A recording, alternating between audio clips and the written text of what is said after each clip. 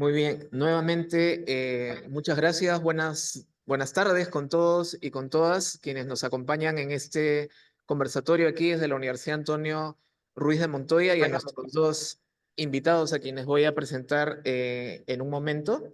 Este conversatorio organizado desde la carrera de filosofía de nuestra universidad lo que quiere es promover el debate y el debate interdisciplinario, la investigación sobre temas del cuidado de la casa común y por eso no solamente es un trabajo que hacemos entre diferentes carreras aquí en la universidad, sino también con el apoyo del CADE, del Servicio de Intercambio Académico Alemán y su grupo de investigación de ecología integral, pues hemos tomado contacto con los dos especialistas que nos acompañan hoy y con quienes queremos conversar sobre este tema de nuevas perspectivas en el pensamiento del derecho acerca de la naturaleza, que es algo que también nos interesa en filosofía. Tenemos un curso, el curso de la naturaleza en la reflexión filosófica. Y entonces lo que vamos a hacer a continuación es tener la presentación de nuestros dos invitados y luego como conversatorio, conversar, plantear preguntas, comentarios, inquietudes que podamos tener. Entonces, nuevamente le doy la bienvenida y el agradecimiento a la doctora Ana María Bonet de Argentina y al doctor Alex Valle de Ecuador. Brevemente les cuento algo de estos dos colegas que nos acompañan hoy día. Ana María Bonet es investigadora CONICET del Centro de Estudios Avanzados de la Universidad Católica de Santa Fe en Argentina. Es investigadora asociada del Global Studies Program, FLAXO, doctora en Derecho por la Universidad de Bremen de Alemania, máster en Derecho por la Universidad de Friburgo, directora del equipo de investigación socio-ecojurídica de la Universidad Católica de Santa Fe y tiene como proyecto vigente la regulación jurídica del acceso para la realización de los derechos socioecológicos, ¿no? Ella es miembro del equipo de investigación KI+D, Derechos Humanos a la Alimentación en Santa Fe, e investigadora del Instituto Max Planck de Derecho Internacional. Y un segundito, estoy hablando y está la imagen congelada. Ahora sí, mil disculpas. El doctor Alex Valle es docente, investigador del Instituto de Altos Estudios Nacionales del Ecuador y de la Pontificia Universidad Católica del Ecuador, doctor jurista en Derecho por la Universidad de Bremen, en Alemania, postdoctor de la misma universidad, magíster en Derecho con mención en Mecanismos de Protección de la Universidad Andina sede Quito y magíster en Sociología de Flaxo. Ha sido docente investigador de posgrado en las universidades IAEN, Flaxo, la PUCE y en la Universidad Católica de Cuenca. Tiene más de 70 publicaciones entre artículos y libros y sus líneas de investigación son Derecho Internacional, Derechos Humanos, Migración, Sociología Jurídica, Criminología, entre otros. Entonces, es un gusto contar con la presencia de Ana María y Alex, y como les comentábamos, la dinámica va a ser la siguiente. Vamos a comenzar con una presentación de cada uno de ellos dos y luego iniciaremos el diálogo que esperamos todos partir. Y el motivo de la presentación, un poco una pregunta gatilladora que habíamos comenzado, es cómo ellos en este trabajo que realizan y en esta idea de la naturaleza como sujeto de derecho, que se han encontrado como conceptos o discusiones que había que abordar para hacer este planteamiento y quizás también cómo se han encontrado con otras posiciones dentro del mundo académico que plantean preguntas, cuestionamientos a esta nueva propuesta. Entonces comenzamos con la presentación de Ana. Bueno, en primer lugar, muchas gracias por la invitación, Víctor. Aprovecho 2 segundos para agradecer especialmente y valorar estos espacios. Creo que hacen falta estos espacios de cooperación internacional, académica internacional, así que aplaudo la iniciativa. Es un gusto para mí compartir este espacio y mm, comentar también y promover este tipo de espacios y de redes. Me parece que hacen falta, sobre todo en Latinoamérica, vemos que tenemos mucho potencial y bueno, el trabajo colaborativo con otros colegas como Alex, como vos, que están en otros países aquí de nuestro continente y trabajamos en líneas similares, complementarias. Bueno, me parece súper, lo valoro muchísimo, así que te agradezco la iniciativa y la posibilidad de participar. Y bueno, también Un gusto poder apoyarlo desde acá. Eh, Solo comento, no sé si todos lo saben, pero bueno, he invitado a algunos de mi equipo de investigación y algunos otros desde Argentina, que este tipo de redes fueron promovidas y fortalecidas a través de nuestras estancias también en Europa, así que bueno, también agradecer a las instituciones que nos han permitido a nosotros conocernos allá y también establecer estas redes también entre latinoamericanos, así que un gustazo. Bueno, aprovecho para arrancar ya con la pregunta disparadora.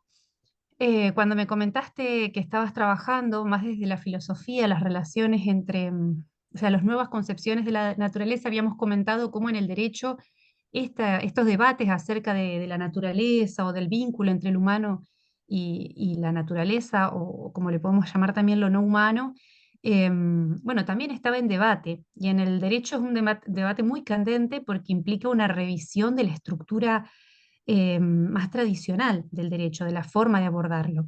Yo voy a hacer primero un pantallazo de una genealogía de cómo se fue tratado a la naturaleza en el derecho hasta ahora, y luego le voy a dar lugar a Alex, que va a contar un poco más cuáles son las nuevas propuestas en adelante y qué es lo que está ocurriendo hoy en día en el ámbito del derecho.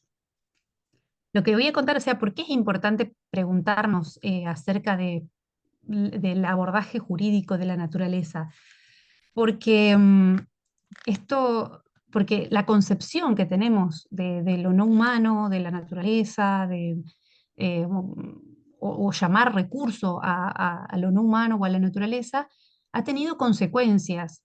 Yo trabajo con la premisa de que las graves violaciones de los derechos socioecológicos tienen que ver con una concepción del humano y de lo no humano que ha habilitado una dinámica de explotación. Por lo tanto, poner en cuestión esta dinámica, esta forma de abordar a los seres con los que convivimos en la casa común, en este planeta Tierra, puede habilitar otras formas de regularlos y también de tratarlos. Es decir, no es lo mismo llamar a un bosque recurso que llamarlo criatura, que llamarlo bosque, que llamarlo naturaleza, que llamarlo sujeto, que llamarlo... Es decir, el nombre que le damos a las cosas, esto tiene que ver con lo que los lingüistas llaman la performatividad del lenguaje. Es decir, la forma en que uno nombra una cosa tiene consecuencias.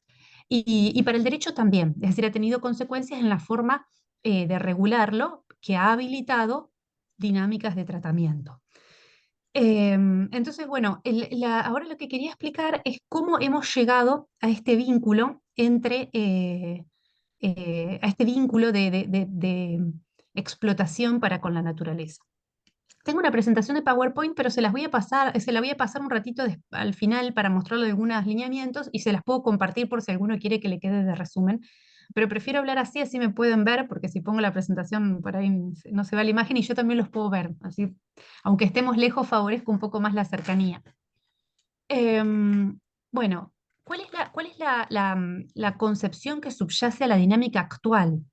El derecho vigente, la forma de regulación que tenemos hoy en día, nosotros los juristas, los abogados, la hemos naturalizado, es la forma que surge en la modernidad.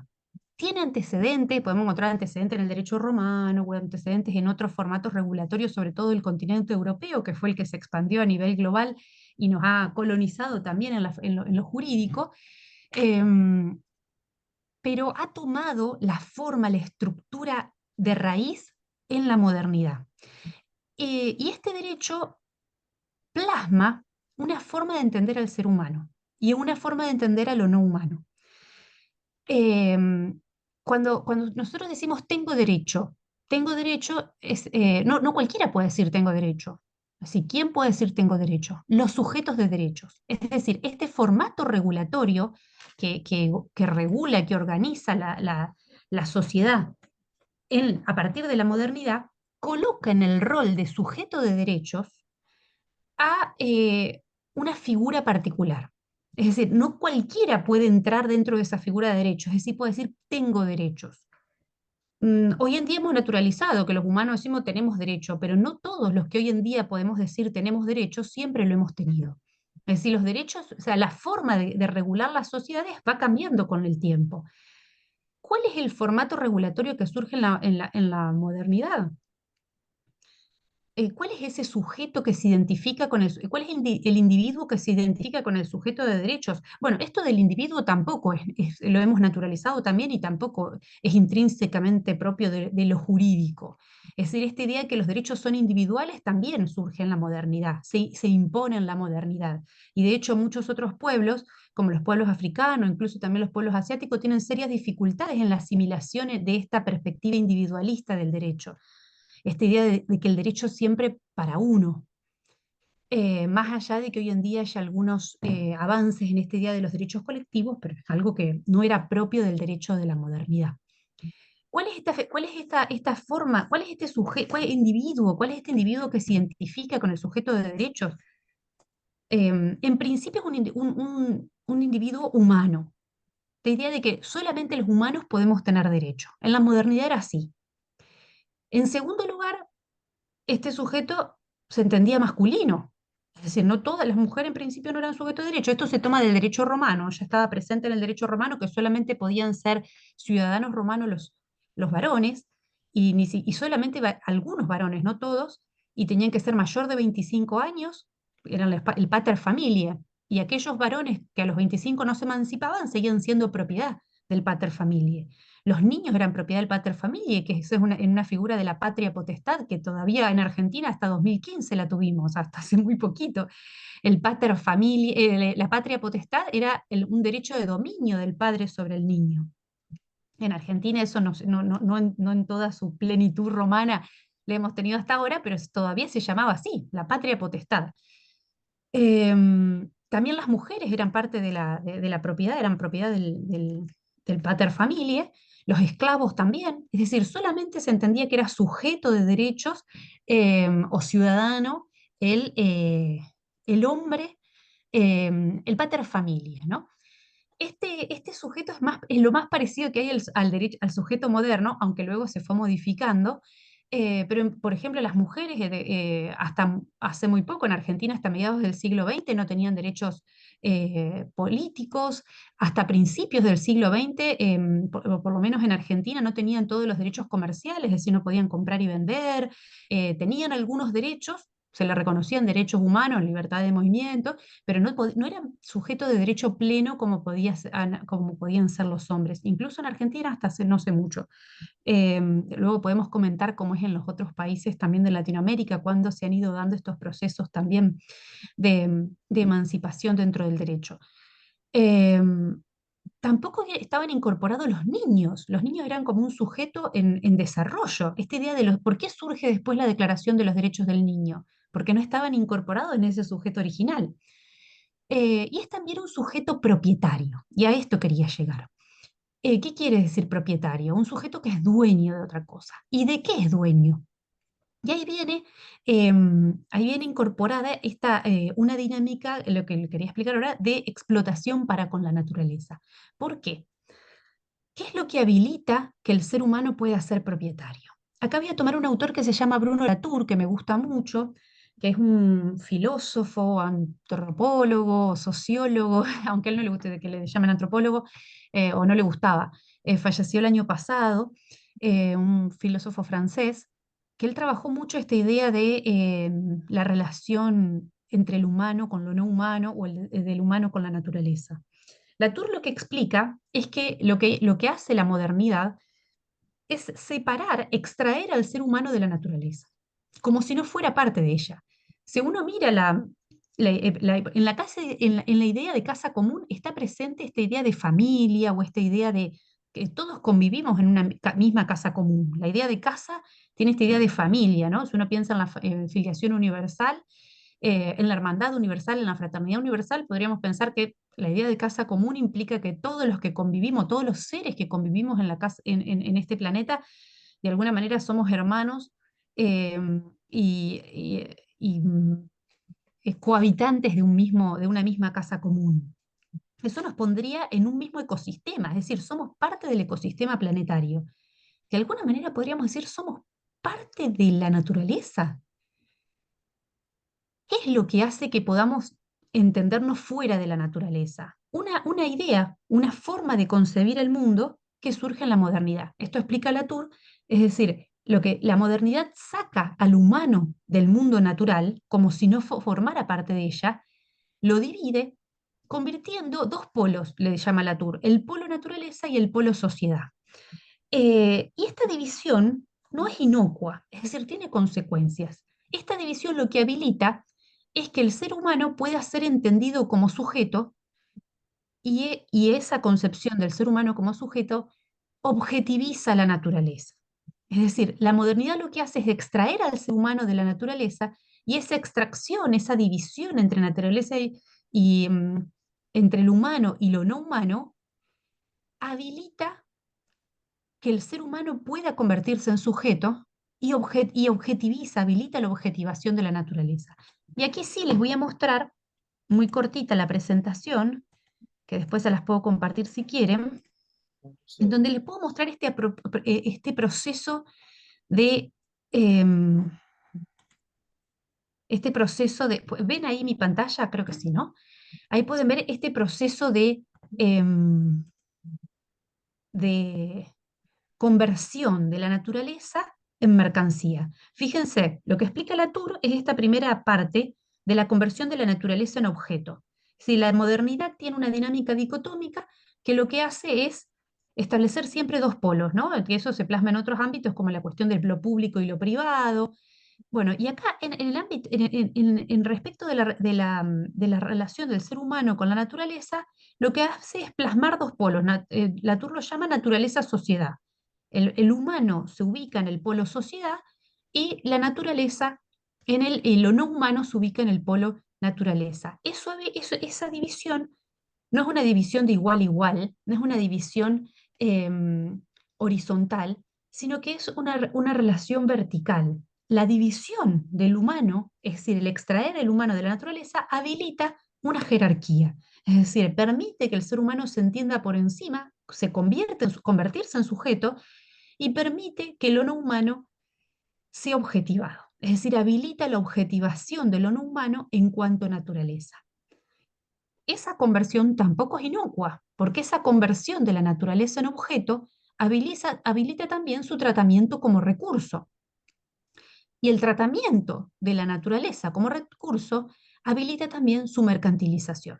Entonces acá podemos ver cómo el tratar, el nombrar a lo no humano naturaleza tiene consecuencias, consecuencias jurídicas porque desde el derecho, vamos a decir, por lo menos en el derecho argentino, y yo creo que es lo mismo en el derecho moderno, más allá de los avances que están habiendo, que va a contar ahora Alex, en el continente latinoamericano, en principio la naturaleza es tratada como un objeto, como una cosa. Acá en el código argentino, un perro, un árbol, un bosque, un río, son cosas.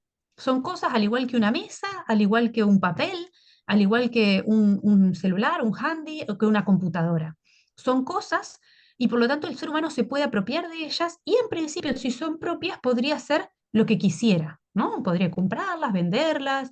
En nuestro código, en principio, en nuestro derecho ni siquiera habría límites, como en otros derechos, por ejemplo en el derecho alemán, que los seres sintientes, como algunos animales, no pueden ser tratados de cualquier manera, ¿no? Pero en el derecho argentino, en principio, no existe ese límite, salvo algunos avances que hay hoy en día en la jurisprudencia, es decir, en algunos nuevos fallos judiciales. En principio, los seres no humanos pueden ser tratados como cosas y por lo tanto como uno quiere. Entonces, esta conversión de la naturaleza en objeto es lo que trae la consecuencia de la explotación.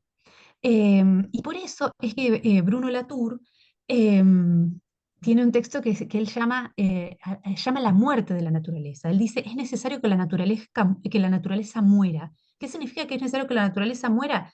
No está diciendo que se mueran las plantas, que se mueran los animales, sino que se muere la naturaleza en cuanto concepto. Es decir, debería morir la forma de tratar así a lo no humano. Él llama, dice, para que tengamos una verdadera ecología política, dice Bruno Latour, es necesaria la muerte de la naturaleza, la muerte en cuanto concepto. Necesitamos dejar de llamar a lo no humano naturaleza no debería llamarse naturaleza y deberíamos ponerle otro nombre. Él propone, por ejemplo, lo no humano, llamarlo no humano, seres no humanos, que vendría a ser otra forma, o sea, reconocer que son otros seres con los que convivimos en la casa común. Em, Después, ¿cómo tenemos que llamarlos? Ahí hay un gran desafío. Ahora le voy a dejar en la palabra a Alex para que pueda explicar mejor cuáles son los avances, pero antes anticipo algunas perspectivas. Es decir, los derechos humanos, el desarrollo de los derechos humanos que nosotros también hemos naturalizado, también ha llevado mucho tiempo. Es decir, no siempre hemos tenido el contenido de los derechos humanos que tenemos hoy en día. Los derechos humanos, como los conocemos hoy en día, surgen a mediados del siglo XX, no hace tanto tampoco, y bueno, está llevando unos 80 años el desarrollo actual. Tal vez darle contenido a los derechos de la naturaleza o a otras formas regulatorias de abordar la relación del humano con lo no humano también implique un desarrollo. Probablemente es lo que está ocurriendo hoy en día.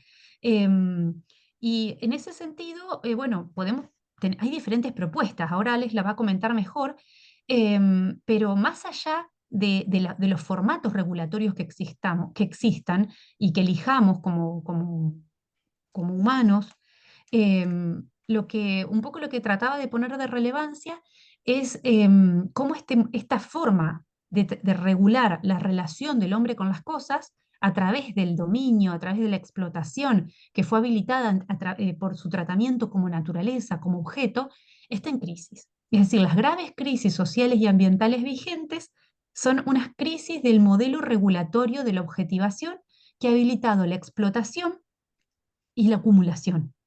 Esta objetivación se da respecto de la naturaleza, pero hay que aclarar también que se da respecto de otros humanos. Es decir, la explotación en cuanto a recursos se da de los recursos naturales, es decir, llamar a la naturaleza recurso natural habilita su explotación, porque es entendida como un objeto a disposición del humano y que el humano puede hacer lo que quiera. Y lo mismo pasa con los humanos convertidos en recursos humanos, es decir, tratar a los humanos como recursos también habilita su explotación. Podríamos llamarlo de otra manera. La invitación es ahora a cuáles son los nuevos nombres, cuáles son los nuevos formatos regulatorios que como sociedad global podemos construir, y ahí está el desafío de los actores del derecho, pero en diálogo con las diferentes disciplinas, qué nuevos nombres queremos darle a lo no humano para poder generar nuevos formatos regulatorios que habiliten otra forma. Necesitamos otras formas de regular la relación del ser humano entre sí, porque también hay crisis sociales, y con lo no humano. Ahí abro la puerta. Algunos pueden hablar de personas, son personas, no son personas. Esto lo va a trabajar Alex. Son sujetos, no son sujetos. Lo dejo abierto para que lo pueda seguir Alex, pero acá la invitación es, las crisis sociales, las crisis ambientales nos están mostrando que este formato regulatorio que tenemos hoy en día de relación entre el ser humano entre sí, entre los humanos entre sí, y del humano con la naturaleza, está en crisis. Necesitamos nuevas formas de abordar las relaciones entre los humanos y con lo no humano. La idea de derechos de la naturaleza es una idea que surge. Acá Alex lo voy a dejar abierto para que él cuente un poco este desarrollo, eh, pero podría haber otras, es decir, podemos pensar cuáles serían las otras. Algunos, más allá algunos piensan en subjetivar, algunas críticas también decir, bueno, es necesario poner del lado del sujeto a la naturaleza, podría ser, pero podríamos pensar también en otros formatos regulatorios que habiliten la convivencia, porque la idea sería entender el derecho no como una regla estática, sino como herramientas que tenemos los humanos para organizarnos, para organizar la convivencia en la casa común, en el mundo, ¿no? Entonces, no convivimos solos, no convivimos solo humanos, convivimos a nivel global humanos con no humanos. Y lo no humano puede ser animales, pueden ser plantas, pueden ser ríos, pueden ser colectivos como los bosques, y pueden ser también los microbios, ¿no? La microbiota con la que convivimos diariamente. Todos esos seres con los que convivimos son necesarios para ese débil, frágil, pero bello equilibrio que implica la convivencia planetaria. es un gran desafío para el derecho pensar nuevos formatos regulatorios que tengan en cuenta no solamente a los humanos, como viene teniendo hasta ahora, sino a todos esos seres con los que convivimos en la casa común. Ese es uno de los principales desafíos del derecho en adelante. Y bueno, ahora le dejo a Alex para que pueda contar cuáles son los avances que tenemos desde Latinoamérica en esta línea de la búsqueda de nuevos formatos regulatorios de las relaciones del humano con lo no humano. De ahí mi presentación. Y bueno, cuando estoy abierta a preguntas, si quieren después podemos dialogar. Perfecto, muchas gracias. Alex, te escuchamos. Bueno, muy buenas tardes con todas, con todos. Espero que me escuchen bien. Acá está un poquito bajo el internet, pero en primer lugar quiero agradecer a Víctor por la cordial invitación, por supuesto a Anita por hacerme también el approach y a todos y a todas los presentes acá, pues mis saludos desde Quito, Ecuador. Y efectivamente, como dijo Anita, pues voy a presentarles aquí una perspectiva de lo que se ha avanzado acá en el país sobre los derechos de la naturaleza, ¿no? Entonces voy a intentar aquí también a poner unas diapositivas, ojalá que se puedan ver, no sé si se pueden ver ahora. Sí, se ve Perfecto, correcto. listo. Entonces aquí estamos viendo lo que ya en su muy buena introducción Anita ha mencionado, ¿no? Esta consideración de estos binomios, ¿no? Lo malo, lo bueno, el objeto, el sujeto, etcétera, ¿no?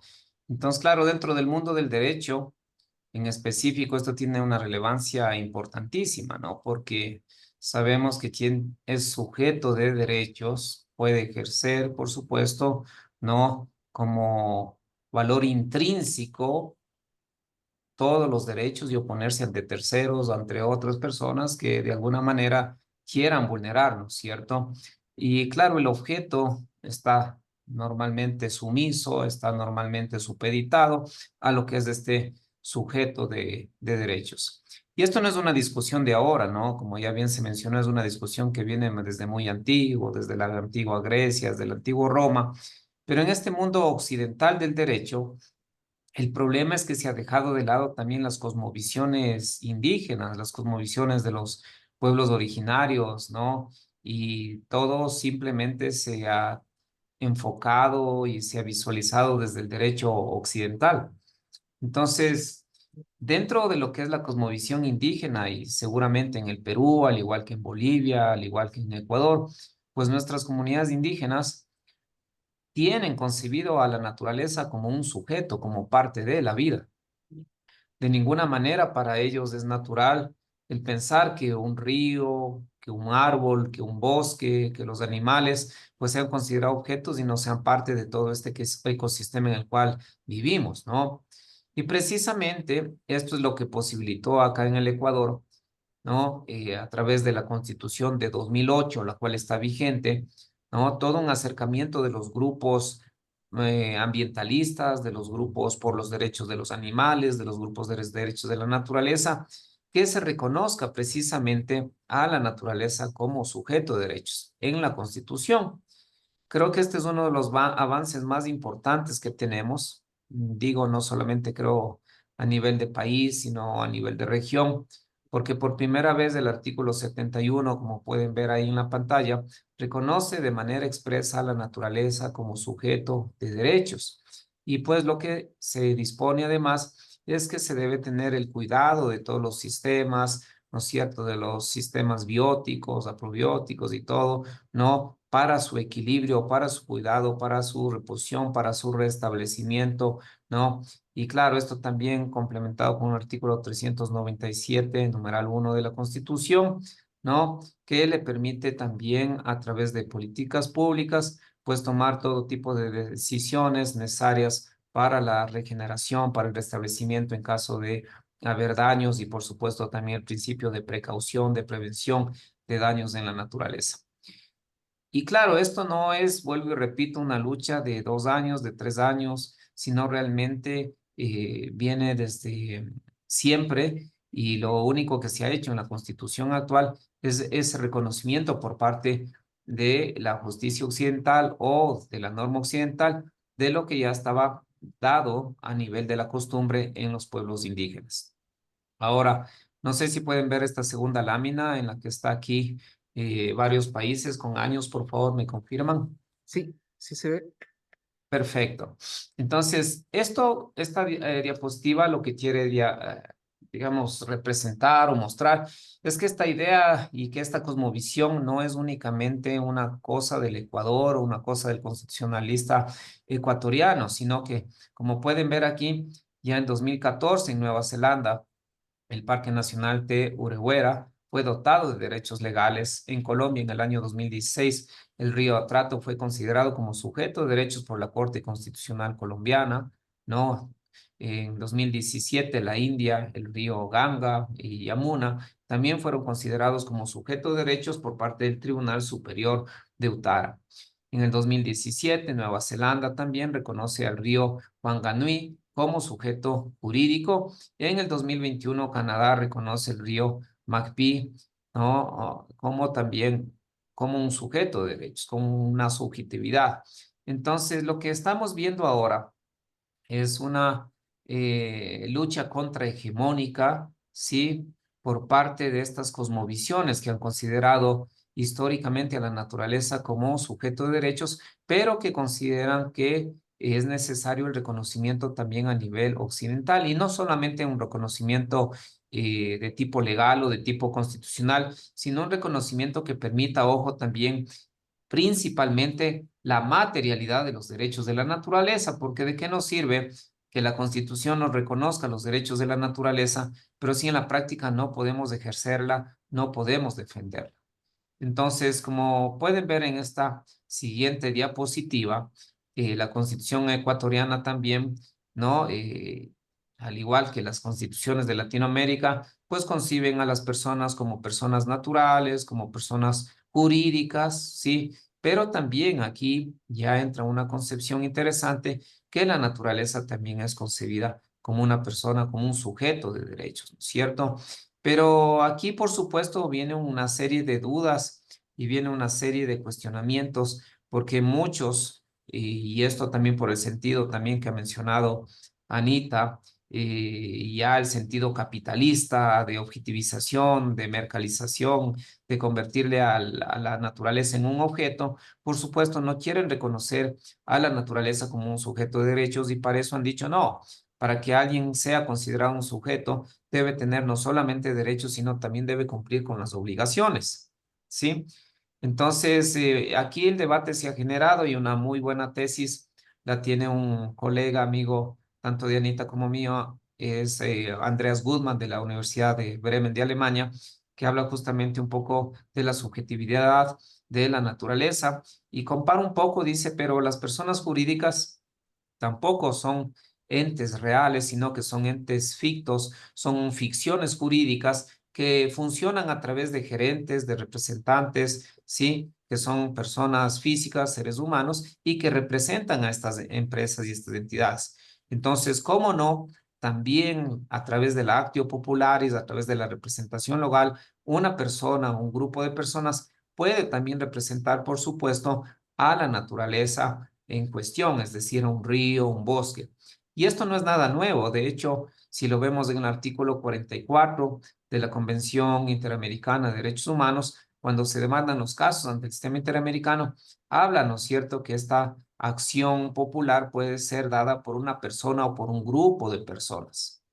Y más aún, como les mencioné hace rato, en Nueva Zelanda, en otros países donde, por ejemplo, existen los guardianes de la naturaleza, en la misma Colombia, ¿no? Entonces existen personas de ciertas comunidades indígenas, pues en las cuales se asignan como cuidadores, como representantes de la naturaleza a personas físicas determinadas. Entonces esto va desvaneciendo un poco la idea de que la naturaleza no puede defenderse a sí mismo, de que la naturaleza no puede ejercer ni tener una representación, sino que en este caso en concreto, pues sí puede tenerlo a través de esta acción popular o la actio popularis. Para ir avanzando, es importante también señalar que esto en un inicio causó, por supuesto, primero mucho asombro por parte de los juristas acá en el Ecuador que concebían que los derechos de la naturaleza simplemente eran una cuestión utópica, una cuestión de ficción que no se podía ejercer. Pero gracias a los desarrollos de la Corte Constitucional Ecuatoriana, pero yo diría más aún por parte de los activistas y las activistas que han promovido la defensa de los derechos acá en el Ecuador, ha sido posible tener varias sentencias y varios contenidos, ¿sí? En las cuales efectivamente la Corte Constitucional Ecuatoriana reconoce ya a los ríos, a los bosques y a los animales como sujetos de derechos. Y no solamente basta este reconocimiento, sino que también ha considerado, por ejemplo, y ha suspendido en algunos casos la explotación minera, la explotación petrolera, proyectos transnacionales, etcétera, para la protección de esta naturaleza. Ha ordenado el cuidado, ha ordenado la reparación, ¿no es cierto?, de también de los derechos, en este caso, de ríos o de bosques. Entonces yo aquí, de manera muy breve, nada más he citado unos casos. Como pueden ver, está la sentencia 166, que es del río Chibunga. En cuestión de ríos, tenemos también la defensa del río Akepi, el río Blanco, es decir, no es un solo río, esto no es una casualidad, sino que más bien ya se está constituyendo una suerte de precedentes continuos, la defensa de los ríos, y actualmente el ex juez de la Corte Constitucional, Ramiro Ávila, ha puesto también una nueva demanda del río, que es el río principal aquí en la capital, en Quito, el Machángara, que está muy, muy contaminado, ¿no? Es un río bastante contaminado, y también pues, ha puesto una demanda en este sentido para la defensa y protección de este río. Como pueden ver, en la lámina, el río Chibunga ha sido declarado como un ser vivo que nutre la vida de otros seres humanos, que nutre a la especie humana y que es parte de todo un ecosistema. Y además, fíjese en lo interesante aquí, declara que los seres humanos somos la parte más nociva de este ecosistema y que por lo tanto el río merece protección. En la sentencia 6816 de inconstitucionalidad del año 2021 y acumulados, se menciona que la naturaleza está conformada por un conjunto interrelacionado, interdependiente de elementos bióticos y abióticos, es decir, de todo un ecosistema en la cual se concibe la vida, una vida comunitaria. Y tenemos también la sentencia 2218, en la que se menciona también, fíjense, que todos los elementos que componen la naturaleza, incluida la especie humana, están vinculados y que tienen una función o que tienen un rol. Por lo tanto, las propiedades de cada uno de estos elementos surgen de estas interrelaciones. ¿Qué es lo importante de estas sentencias? Y vamos a terminar también revisando estas últimas tres. Es que se ha cambiado esa concepción totalmente antropocéntrica, objetivizadora, cosificadora, mercantilizadora de la naturaleza por una nueva cosmovisión en la cual ya pasamos del antropocentrismo a dos nuevas teorías que seguramente lo habrán escuchado. La una es la ecocéntrica y la otra es la biocéntrica. La ecocéntrica, que quiere decir que nosotros tenemos que defender los derechos de la naturaleza, porque si no lo defendemos, como somos parte de un sistema, tarde o temprano nos vamos a ver afectados. Es decir, hay esas relaciones sistémicas, ¿no es cierto?, bióticas y abióticas entre todos los seres, y por lo tanto la afectación a uno de estos elementos puede afectar todo ese ecosistema. Pero más aún, y me parece interesante, estos aportes de la Corte que han sido también dados por científicos, por biólogos, no solamente por abogados, por antropólogos y demás, es el hecho ya de considerar a la naturaleza como un valor intrínseco en sí mismo. Y por supuesto, es la teoría del denominado biocentrismo, es decir, yo concibo a la naturaleza como un valor per se, porque este bosque tiene vida, reconozco que tiene vida, ¿no es cierto? O este río, reconozco que tiene una vida per se, y por lo tanto tengo que proteger esa vida. Entonces aquí encontramos otro caso del río ¿no? En el caso de la sentencia 1185, que el río es un elemento de la naturaleza, de un ecosistema mayor, como pueden ver, que es parte de una cuenca hidrográfica, y las funciones de este río permiten y sostienen la vida humana y la de otras especies. Fíjese, ¿no? Es una visión ecocéntrica la que está dada aquí, y que por lo tanto afectar, ¿no es cierto?, a este río, pues va necesariamente a afectar la vida de otras especies y todo lo que está relacionado a este ecosistema. en la sentencia 22/18, ¿no? La Constitución también le dice que hay que respetar integralmente a la naturaleza y reconoce esto porque ahí es donde se produce la vida, se realiza en la vida, ¿no? Esto tiene relación también a lo que el juez Agustín Grijalva en la sentencia del caso Los Cedros, ¿no?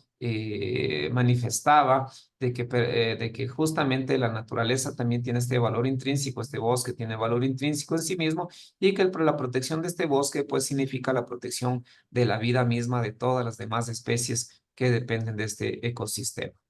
Y para ir ya terminando, pues hay que ver esta sentencia 253/20, en la cual la naturaleza es observada como un sujeto de derechos. Miren, aquí lo importante, con una valoración intrínseca, es decir, aquí ya la sentencia ya contempla un biocentrismo, ya no un ecocentrismo, un biocentrismo. Esta sentencia del 2022 le dice, la naturaleza tiene valor intrínseco, valor propio por sí mismo y no solamente como un medio de consecución de los fines del otro. Es decir, no le protegemos porque protege la vida de otras especies o la vida humana, sino la protegemos porque tiene un valor y una calidad per se.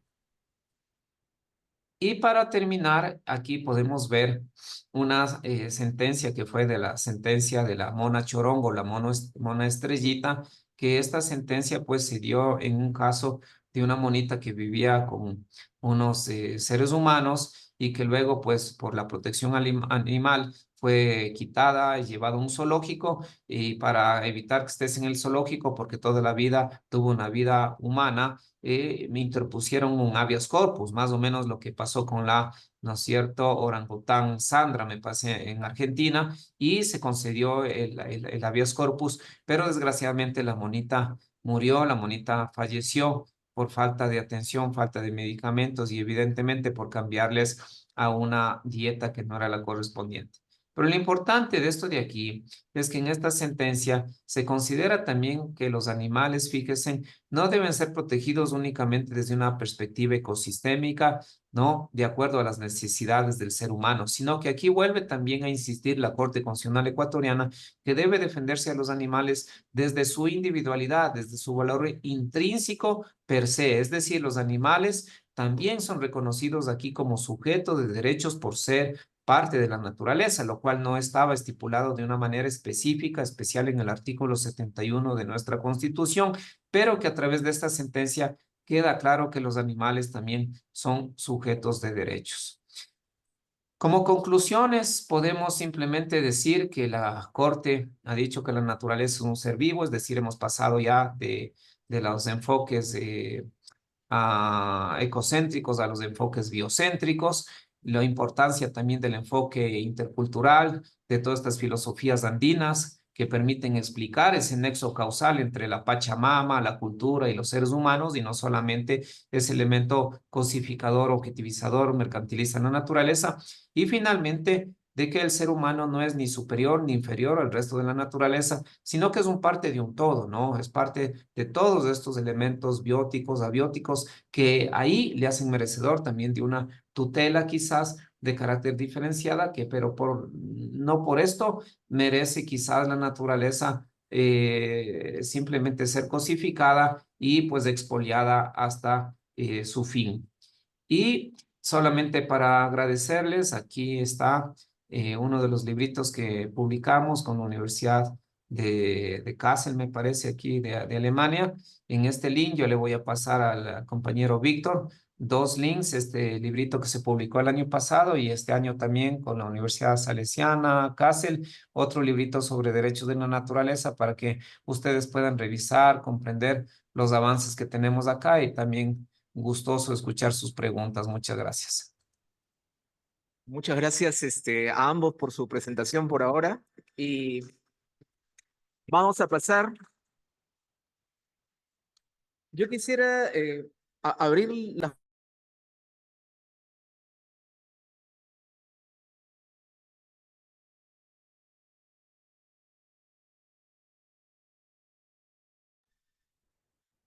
Sí, ¿no? ¿Se me escucha, perdón?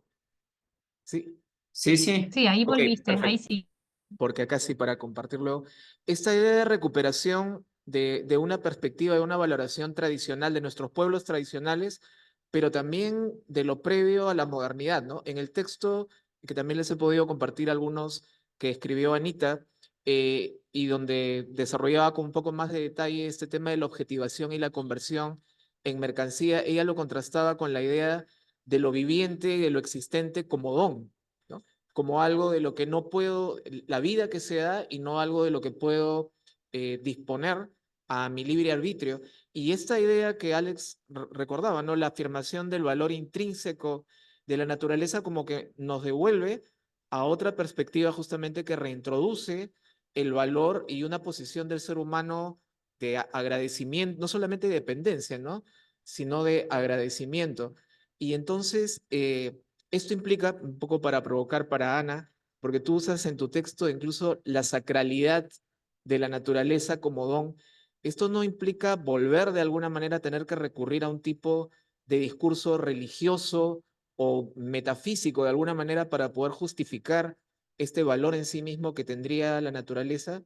Y para Alex he escuchado, muchas gracias de nuevo por la presentación a ambos, pero me ha aclarado mucho porque no soy abogado, pero al leer un poco de tu texto, el que nos compartías antes, y algunos textos críticos que ustedes han mencionado, dicen, ok, ¿cómo pueden hablar de la naturaleza como sujeto de derecho si la idea de un sujeto de derecho de persona implica la posibilidad de ser responsable y de expresar una voluntad?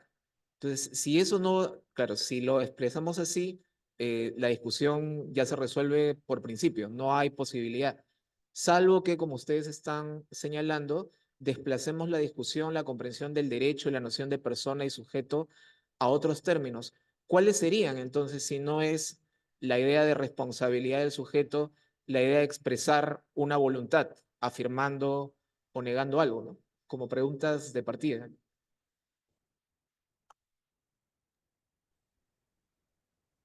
Bueno, Alex, ¿querés hablar vos o como quieras? No puedo. Como gustes, Anita. Si gustas tú comenzar, pues encantado. Bueno, arranco. Digo algo y después te dejo. Bueno, gracias, Víctor, por la devolución. Eh, Se me ocurrió algo de la segunda pregunta que lo nombro algo, seguro Alex va a profundizar, pero retomo lo último que dije al final de mi presentación, que hay cosas que no están definidas en el derecho. Muchas veces lo que hacemos desde la formación jurídica, de la formación de los abogados, es decir, esto es así, y pensamos como que el derecho es algo estático. Y en realidad el derecho, a mí me gusta mucho tratarlo como una herramienta y por lo tanto como una tecnología, incluso una tecnología jurídica, un dispositivo. Un poco en términos de George Agamben, que habla del dispositivo como una herramienta, como un instrumento humano. Cuando hablamos de dispositivos jurídicos, tenemos esta idea de que el derecho no es algo estático, algo que nos cae de arriba, sino que es algo, una herramienta, un dispositivo, una tecnología. La idea de tecnología está buena porque es muy claro que es algo que hace el humano, que lo puede modificar, que se puede adaptar, que está en constante desarrollo y sobre todo que es una herramienta humana, un desarrollo humano para solucionar problemas humanos. Entonces, eso nos permitiría pensar en el derecho desde otra manera. Esta idea de que es la responsabilidad lo que caracteriza al sujeto es una tecnología jurídica que surgió en un momento, que habrá solucionado algunos problemas en su momento, pero hoy evidentemente estamos necesitando otras herramientas. Y entiendo que en este caso están en construcción. Alex tiene más seguramente para decir al respecto, pero entiendo que esta idea de dispositivo, del derecho como dispositivo, que tiene también que ver con una concepción filosófica del derecho, nos puede ayudar a romper un poco con este esquema de que el derecho no es algo dado, para trabajarlo, para habilitar la posibilidad de modificarlo y de pensar otros formatos regulatorios. Respecto de esta idea de sacralidad, ahí me tocas un tema que me encanta. Yo trabajo mucho cuáles son las concepciones sobre los derechos humanos y ahí hay todo un debate acerca del vínculo con lo religioso, con lo espiritual. Y acá también Alex seguro va a tener algo que decir, hay algunas cosas de estas que le aprendí de él. Em, eh, am- sea, mi interés en estas cuestiones vino a partir de la búsqueda de otras cosmovisiones diferentes a la moderna para poder fundar otros derechos. Es decir, hace rato que vengo trabajando con la idea de que las violaciones actuales de los derechos humanos, sobre todo los DESCA, los derechos económicos, sociales, culturales y ambientales, que son los que yo más trabajo, tienen que ver con un formato regulatorio sentado en la modernidad, que se sustenta en esta idea de sujeto de derechos que hablamos hoy y que habilita dinámicas de dominio, de explotación. Eh, entonces, dando por sentado que este derecho está basado en esta forma, en esta concepción del humano, en esta concepción de sociedad, en esta concepción de naturaleza, que surge en un momento determinado, lo que me dedico a buscar y me gusta estudiar es qué otros formatos, qué otras formas de concebir la naturaleza, qué otras formas de concebir el humano, qué otras formas de concebir la sociedad, la relación con la naturaleza o con lo no humano, existen a nivel global o han existido. Es decir, no siempre, la desnaturalización de la concepción del humano nos habilita otras formas. Entonces, buscando, he encontrado otras concepciones, entre ellas, Alex conoce mucho más porque en Ecuador hay un movimiento muy fuerte sobre, por ejemplo, la corriente, digamos, del buen vivir. Digo la corriente porque hoy en día es más una corriente académica de recuperación de una cosmovisión ancestral de los pueblos andinos que es intraducible en términos occidentales. Esa es una de las cosas que me maravilla, ¿no? Hay cosas que no las podemos nombrar en nuestra cosmovisión y cualquier nombramiento es una reducción. Y bueno, y en estas cosmovisiones, el vínculo entre lo espiritual, lo religioso, lo sagrado y lo jurídico está muy presente. Pero no solamente, también las principales críticas de los pueblos asiáticos respecto de la asimilación de los derechos humanos o de la concepción hegemónica de los derechos humanos es la escisión entre lo espiritual y lo jurídico. Hay una declaración de los derechos humanos de los pueblos asiáticos del año 96 en el que ellos advierten tres cuestiones que ellos señalan como impedimentos para poder asimilar los derechos humanos o incorporarlos en sus sistemas internos, porque ellos firman los tratados internacionales, pero después a nivel interno no están presentes los derechos humanos. ¿Por qué? Porque ellos dicen, esa concepción a nosotros no nos representa. Nosotros no podemos entender la primacía de los derechos por sobre los deberes, no podemos entender la primacía de lo individual por sobre lo colectivo y no podemos entender la separación, los asiáticos dicen, entre espiritualidad, ética y derecho. Para ellos el derecho tiene un fuerte contenido ético o espiritual. Lo mismo pasa con los pueblos islámicos. Hay una declaración de los derechos humanos de los pueblos islámicos que en realidad no es un instrumento internacional, es una declaración de una ONG, pero en esto unos académicos también advierten que los pueblos islámicos tienen una concepción religiosa mucho más fuerte. Yo creo que a nivel global de los que yo conozco es la concepción jurídica donde más presente está el contenido religioso y ellos lo asimilan y entienden que el derecho tiene un contenido religioso, porque es así. Y entonces esta cuestión del vínculo entre lo religioso y el derecho no es una cuestión propiamente de la Iglesia ni del cristianismo occidental, sino que está presente en diferentes sistemas jurídicos a nivel global, cada uno con sus características. No podemos decir religioso en términos de religión.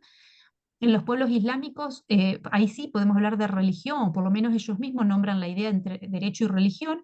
En los pueblos asiáticos hablan más de ética y espiritualidad. En los pueblos, acá a lo mejor andinos, tal vez también podemos decir lo sagrado, ¿no? Por ejemplo, la semilla tiene un contenido, tiene un contenido sagrado.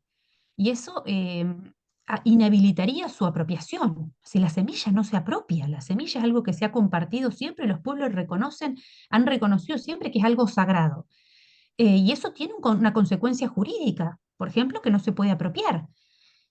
O esta idea también, esto me lo ha contado Alex, por ejemplo, de ciertas sanciones que tienen contenido jurídico, pero que también tienen una impronta que se podría identificar como espiritual, por ejemplo, de purificación, ¿no? Esta idea, Alex me había contado que en algunas comunidades indígenas es aceptado, por ejemplo, el ortigado como una sanción jurídica, y eso tiene un contenido de derecho, pero también tiene un contenido de purificación tal vez espiritual.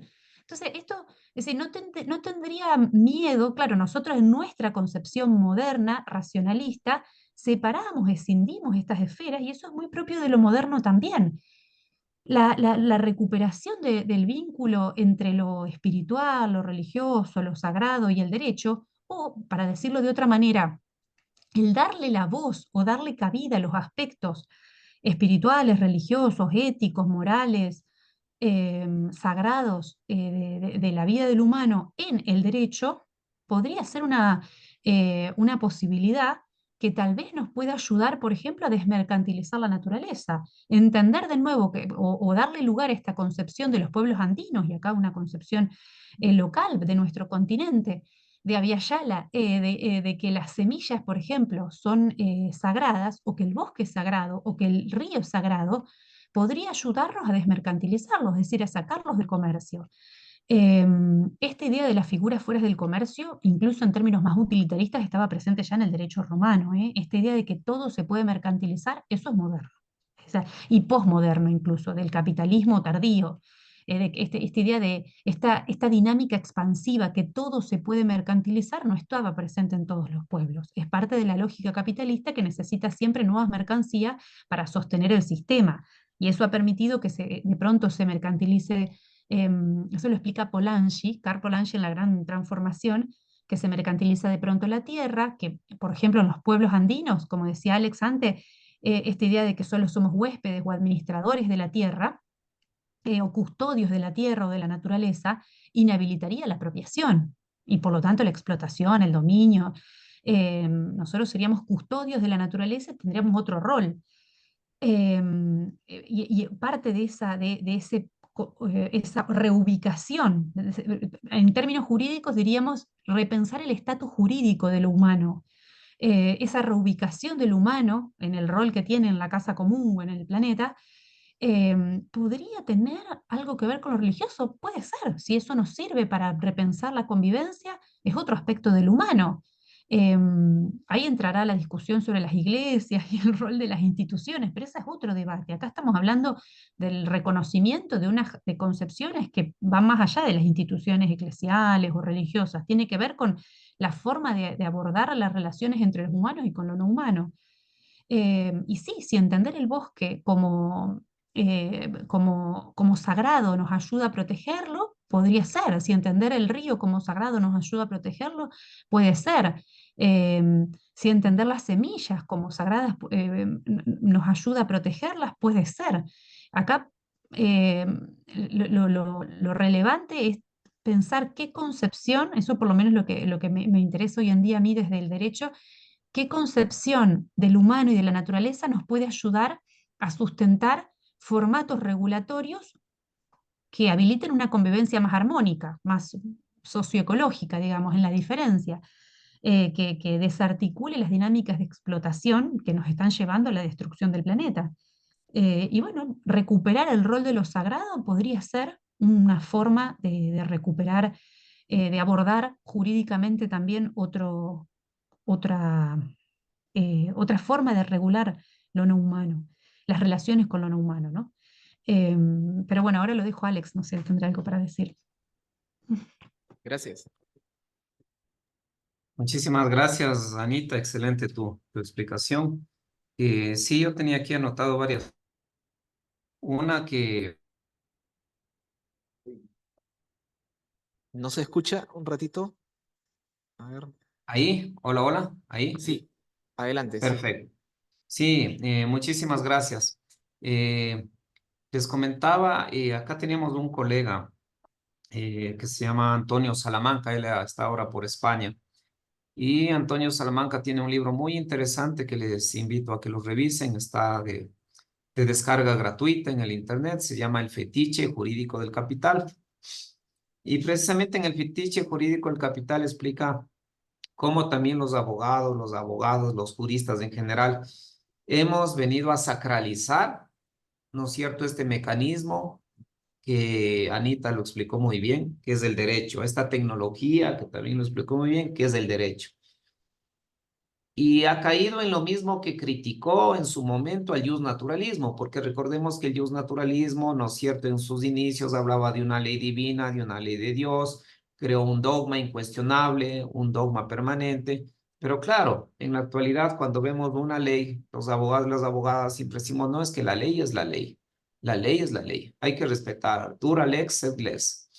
Y fíjese, ahí incluso perdemos este norte de racionalidad que ya comenzó Kant mismo a estudiar y luego por supuesto, los naturalistas modernos y el positivismo, ¿no? De actuar bajo la racionalidad y que la ley tenía que tener esa racionalidad y que gire en torno al ser humano. Pero ese positivismo recalcitrante que fue principalmente promovido por Hans Kelsen, en el cual dijo que hay que dejar de lado los valores, que hay que dejar de lado los sentimientos, que hay que dejar de lado todo lo valorativo, nos ha acarreado también a tremendas violaciones y vulneraciones de derechos a lo largo de la historia. Si nos recordemos el apartheid en Sudáfrica, recordemos la Segunda Guerra Mundial, en la cual muchos soldados dijeron, pero si hicimos lo que estaba en la ley, ¿por qué nos juzgan si esto estaba en la ley? Entonces, lo legal no necesita necesariamente, no se identifica con lo justo, ¿no? Y esto creo que es importante, interesante. Y por otro lado, lo que también dice Andreas Fischer-Lescano en un librito que se llama Rechtskraft, La Fuerza del Derecho, que también lo pueden encontrar en Internet de manera gratuita, ¿sí? Ahí menciona que el derecho no puede ser encapsulado de una manera plana, mítica y dejada de lado los sentimientos, por ejemplo, los valores del ser humano, ¿no? Porque el derecho está hecho por seres humanos para el servicio de seres humanos, es decir, tiene que tener un efecto útil, no un carácter de utilitario, ¿no? Este es un medio para conseguir un fin, pero no es un fin en sí mismo. Entonces, esto sería, digamos, una primera parte. Y sobre el tema de la capacidad, excelente tu pregunta, mi estimado Víctor, porque el tema de la capacidad, quién es sujeto, quién no es sujeto de derechos, ya lo decía Anita. Esto ha sido una manipulación subjetiva de las élites de turno durante largo de la historia. No sé en Perú, pero muy seguramente ustedes allá, los que me escuchan desde Perú, sus primeras constituciones, al igual que las de Latinoamérica, muy seguramente no reconocían como ciudadano a todas las personas. Acá en Ecuador en 1830 era ciudadano solamente los hombres mayores de 21 años, que eran propietarios, profesionales, que sepan leer y escribir. A tal punto que a finales de 1890 solo el 5% de ecuatorianos eran ciudadanos. Fíjese. Solo el 5% tenían derechos y obligaciones, podían votar, etc. Estoy muy seguro que en el Perú siguió la misma línea, en Argentina seguramente. Y apenas con el avance de los años y con las luchas históricas de nuestros pueblos, se han ido reconociendo, ¿no?, los elementos de ciudadanía para todas las personas. Entonces, la ciudadanía es un constructo jurídico también, ¿sí? Pues si nos ponemos a pensar también el tema de las capacidades, tenemos igual capacidades absolutas, capacidades relativas, pero las personas no porque tienen una incapacidad absoluta o relativa dejan de ser personas, porque tienen intrínseco la dignidad humana. Entonces, ¿cuál es este elemento? Si nosotros nos ponemos a pensar, también hay ahora una declaración, me parece que está dada, si no me equivoco, en Viena sobre los derechos de los animales, habla también ya de una dignidad animal. ¿Por qué no hablar también de una dignidad en la naturaleza? ¿No es cierto? Es decir, de este valor intrínseco que tiene la naturaleza por sí mismo para ser respetada.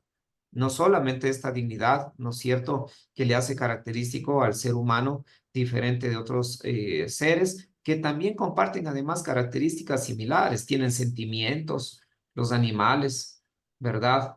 Viven en comunidad, se expresan, tienen un lenguaje, por ejemplo, ¿no? Entonces hay digamos, un debate interesante, ¿no? Y lo otro, finalmente ya, para terminar, es que todo este positivismo lo que ha hecho a lo largo de los años, de cientos de años, es invisibilizar e inclusive demonizar los conocimientos propios de nuestros pueblos, es decir, dejarle de lado, ¿no?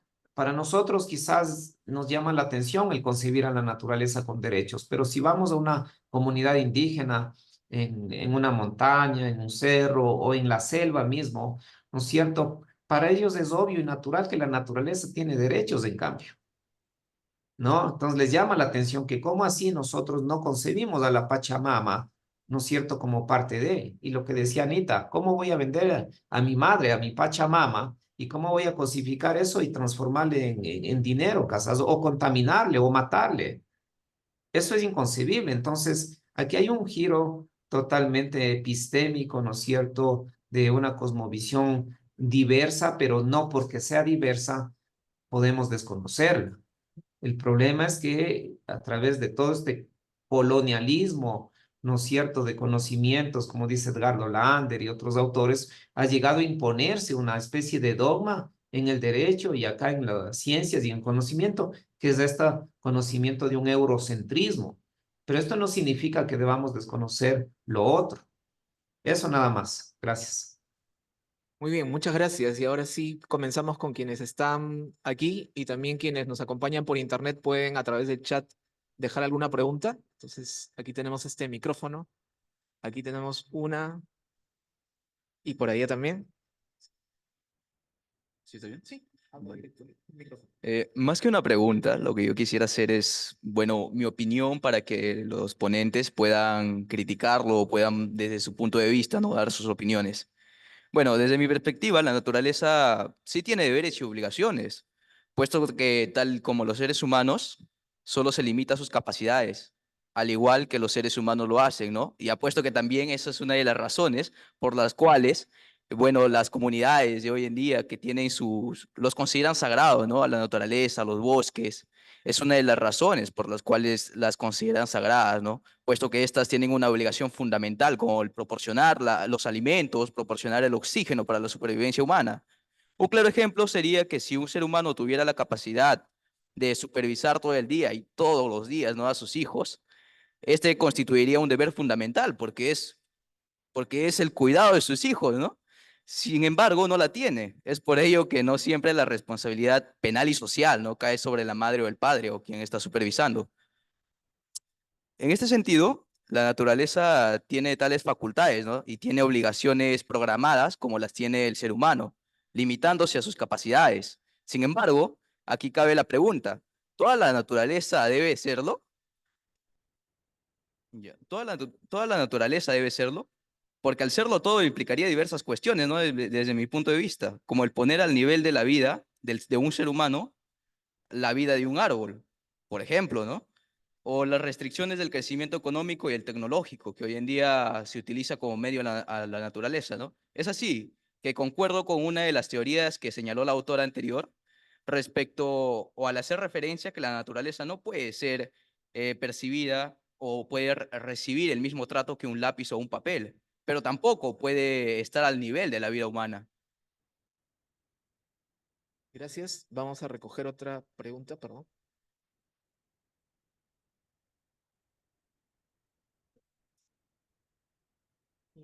Muchas gracias, buenas tardes. Felicitarlos por la exposición, ¿no?, tan clara y tan de actualidad, ¿no? Quería comentarles también, ¿no?, que aquí en Perú nosotros tenemos algunos avances, ¿no?, respecto al cambio del concepto de lo que es naturaleza, ¿no? Por ejemplo, tenemos jurisprudencia tanto administrativa como judicial, en tanto se le reconocen derechos a los ríos. Y en este punto también se reconocen los derechos a las comunidades que están cerca a esos ríos. Porque la cosmovisión, como bien dijo el profesor Alex Valle, en verdad se toma en cuenta, ¿no?, cuál es esa cosmovisión, esa historia, la tradición que tienen estos pueblos respecto a la naturaleza y que muchas veces las personas y quienes hacen las leyes, lamentablemente, ¿no?, que están en la ciudad, no pueden verlo.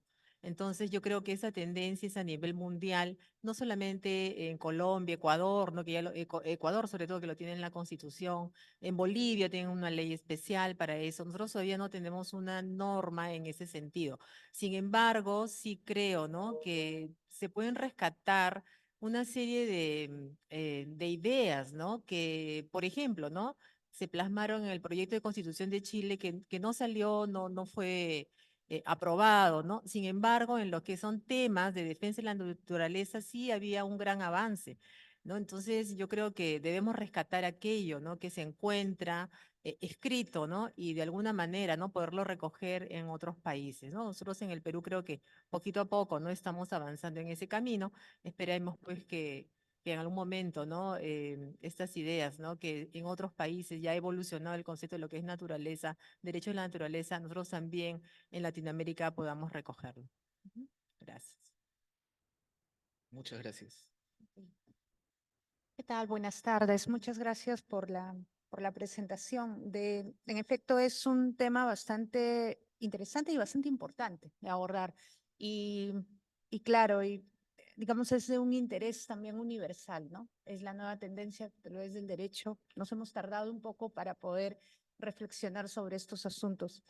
Y de hecho, Latinoamérica es una de las regiones muy interesantes en el mundo para poder tratarlo en específico porque tenemos obviamente una diversidad cultural también importante y que es a través de esta diversidad que se impulsan, ¿no? Digamos, estas cuestiones de derechos de la naturaleza.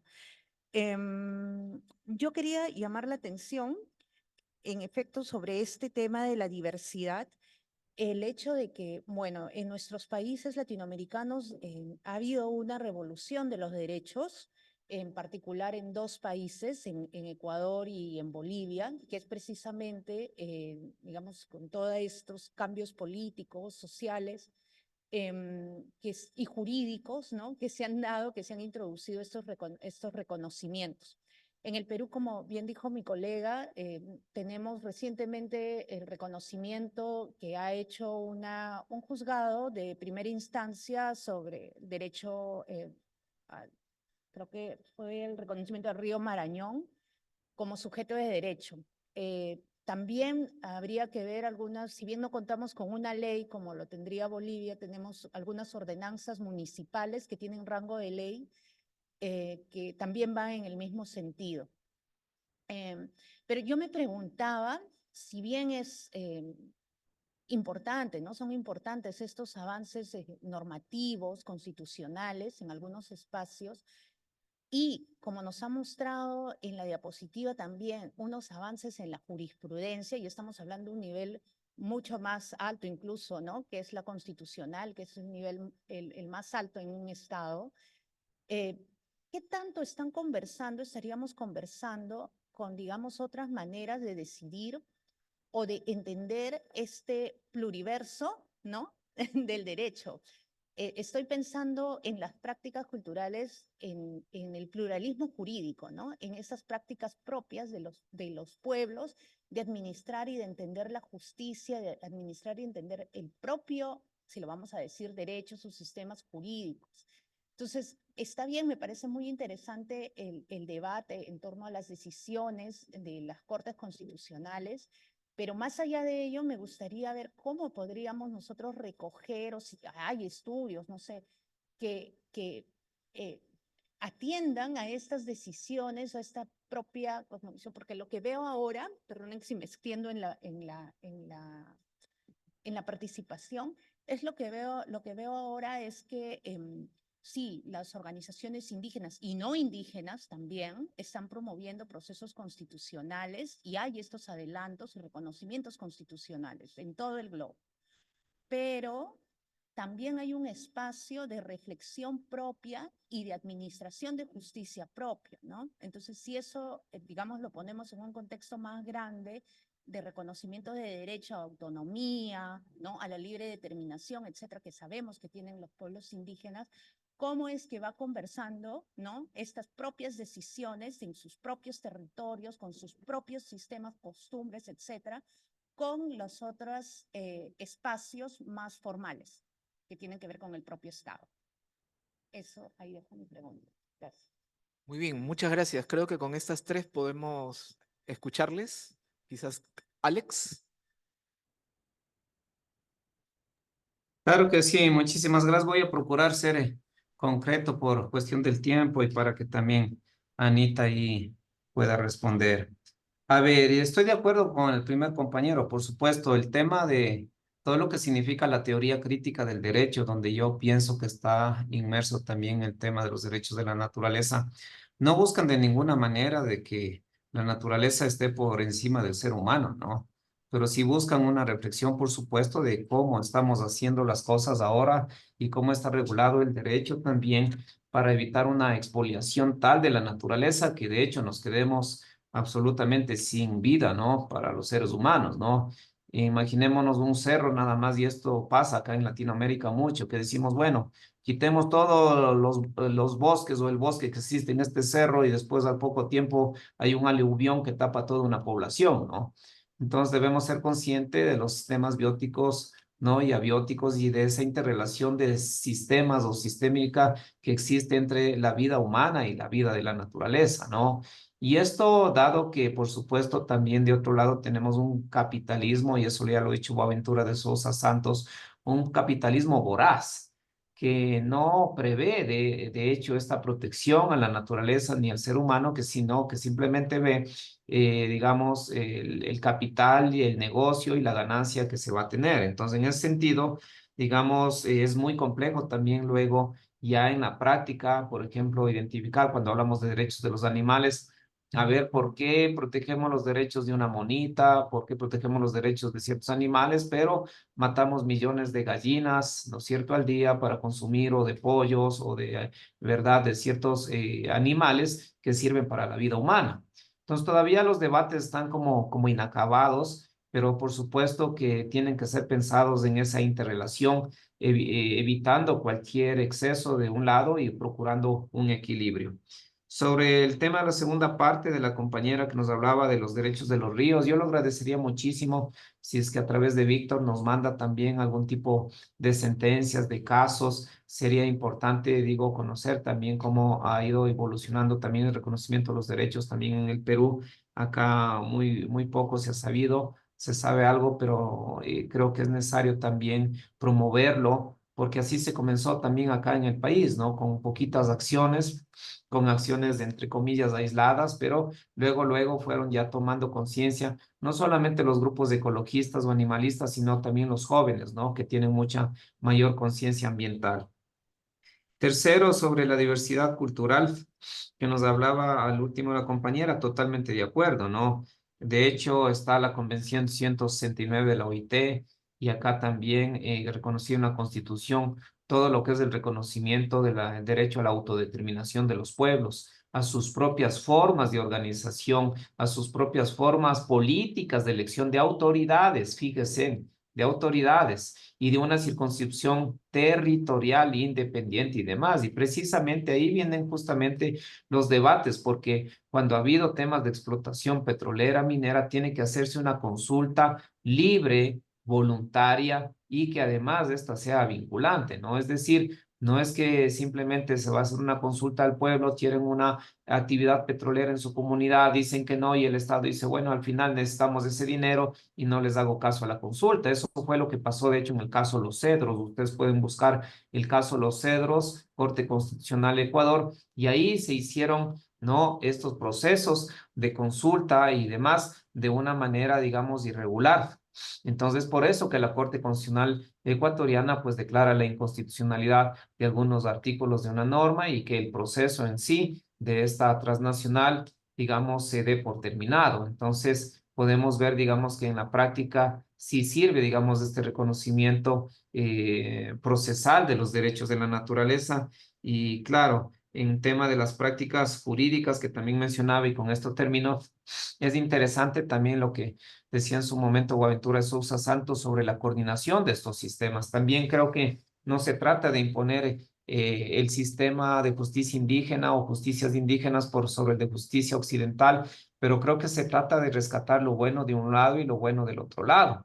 De tal manera que, fíjese, acá en el Ecuador también la justicia indígena está reconocida en el artículo 171 de la Constitución, y en la actualidad en el mismo Código Orgánico de la Función Judicial, si no me equivoco, es el artículo 345, me parece, ya voy a acordarme bien, pero estipula que los jueces deben decantar la competencia, deben declinar la competencia cuando conozcan casos de jurisdicción indígena, para que sean los propios indígenas los que juzguen a través de sus propias autoridades y su propia comunidad casos que sean competentes y atinentes a ellos. Y por otro lado, la misma Consejo de la Judicatura en Ecuador ha acogido, por ejemplo, lo que se denominan jueces de paz o los mediadores comunitarios, que son líderes campesinos, que son líderes indígenas, que desde sus propios conocimientos y acercamiento a la comunidad resuelven conflictos como que fueran mediadores, como que fueran árbitros y que no necesariamente son abogados.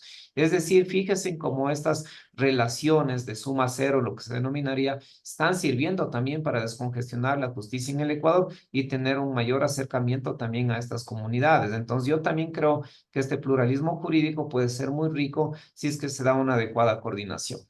Eso nada más, gracias. Bueno, gracias, Alex. Digo dos cositas más que me venían a la mente mientras vos hablabas. Una, respecto, a mí me resuena mucho lo que dijo el compañero el primero cuando dijo, nos da cierto temor como humanos poner en cuestión nuestro estatus, ¿no? Porque nos pasa siempre, cuando uno tiene muy claro el estatus jurídico, tiene reglas claras, uno se siente cómodo, uno se siente fuerte, uno se siente que sabe las reglas con las que cuenta. Em, y es verdad que cualquier puesta en cuestión de esa seguridad jurídica, nos genera cierta incomodidad. La invitación acá, como decía Alex, ¿no? Nadie va a poner en cuestión, o sea, nadie va a poner en riesgo el humano, o sea, no es la idea por lo menos del derecho, ¿no? No es pero sí poner en cuestión la dinámica que viene teniendo el derecho hasta ahora. Si entendemos que el derecho es una herramienta para solucionar problemas humanos, una herramienta humana para solucionar problemas humanos, lo que implica ahora es repensar esas estructuras. No es necesario que todos tengamos el mismo estatus. A veces es cierto, no sé, Alex, cómo lo ves vos, pero que este conceptos de derechos de la naturaleza, si uno lo sigue pensando en la misma lógica del derecho moderno, que tiene dos polos, sujeto y objeto, claro, el sujeto es el humano, el objeto la naturaleza. Si uno subjetiviza la naturaleza, la pasa de un polo al otro. Entonces lo que hace es, no va poner en el polo sujeto que vendría a ser el polo propio del humano, a la naturaleza. Entonces parece como que la iguala, parece que... Pero eso es porque estamos entendiendo el sujeto desde esa concepción dicotómica. Acá podríamos llegar a pensar, o lo mismo es, ¿por qué necesitamos eso? Porque en la lógica del derecho, la única forma que tenemos hoy en día o sea, la objetivación de la naturaleza ha llevado a la destrucción, bueno, ¿qué forma tenemos de protegerla? La subjetivamos. O sea, es como una salida que tenemos en base a las herramientas jurídicas vigentes. Pero también podríamos pensar en otros formatos regulatorios que consideren los diferentes seres con los que habitamos en la casa común y que podamos llamarlo de la manera que querramos. Llamámoslo persona, llamémoslo sujeto de derecho, llamémoslo como querramos. Es decir, tenemos libertad, podemos ser creativos humanamente, podemos generar nuevas tecnologías jurídicas, nuevos dispositivos jurídicos, no sé qué se les ocurre, que rompa esta dicotomía. ¿Nos genera inseguridad como humanos? Sí, porque hasta ahora venía muy cómodo dominando el mundo, pero la verdad que no nos está sirviendo este formato. Nos genera la incomodidad, es la incomodidad del sujeto poderoso que, claro, de pronto se nos pone en crisis nuestro estatus de dominador. Pero, pero también tenemos que habilitar, o sea, la convivencia. Me gusta mucho este concepto de pluralismo jurídico. La convivencia en la diferencia implica esta incomodidad. Es la incomodidad propia de la convivencia con otro diferente. Em, yo trataría de no tenerle miedo, sí, de aceptar la incomodidad de la convivencia en la diferencia, que nos va a poner en cuestión nuestros formatos, pero yo invitaría, que es un poco la invitación que me hago a mí misma siempre, porque a mí también me genera mucha intriga, qué es lo que va a venir, cómo vamos a regularnos. Primero, darnos cuenta de que no nos está funcionando el sistema vigente, por más de que estemos cómodos teóricamente y a nivel jurídico. Lo que está bueno pensar acá, y esto antes decíamos un poco acerca de la performatividad del lenguaje, siempre vivimos en una narrativa, siempre. Es decir, no es que hay una narrativa que es la que corresponde y otras equivocadas. Siempre hay narrativas. Siempre hay un mito, el ser humano vive, esto lo dice Roland Barthes, siempre le vivimos de mitología en mitología, no es que eso lo dice Hugo Matei, que la modernidad se ha instituido en nombre del racionalismo, pretendiendo salir de la vida mitológica medieval para meternos en, no sé, en nueva mitología, la mitología moderna. Es decir, no hay forma de salir de la mitología. El ser humano siempre crea el mundo, es decir, concibe el mundo de una manera. El desafío que tenemos ahora es discutir la narrativa que tenemos hoy en día sobre el mundo, que es la que marca la forma que tenemos de concebir el mundo, y elegir o habilitar otras, porque a veces no es cuestión de elección, por más de que yo elija una, hay cosas que no se pueden cambiar, pero es habilitar nuevas narrativas, elegir nuevas narrativas en las que queremos, cuáles nuevas narrativas, qué nuevos nombres queremos darles a las cosas, qué nuevos formatos narrativos elegimos o podemos crear o podemos habilitar para generar formatos de convivencia más sustentables. O sea, esa sería un poco la pregunta. Pero no tendría miedo acerca de, sí, ¿es poner en cuestión el rol y el estatus del humano? Sí, pero eso no lo vería como peligroso necesariamente. Como decía Alex, tal vez el ser humano es el sujeto más peligroso, digamos, del planeta, si lo miramos en términos de sustentabilidad, en términos ecológicos. Yo lo vería como un desafío más desde el miedo de afectarnos el estatus del humano. No estamos pensando justamente, eso es propio del sujeto moderno que tiende a igualar. El desafío, más en términos pluralistas, acá es habilitar diferentes estatus. No es convertir a la naturaleza en el estatus del humano, sino habilitar tan diferentes, ni siquiera entre humanos somos iguales. O sea, la idea es habilitar una convivencia en la diferencia y pensar formatos regulatorios plurales que regulen una diferencia, una convivencia en la diferencia entre diferentes humanos, que somos muy diferentes, y entre diferentes seres también no humanos.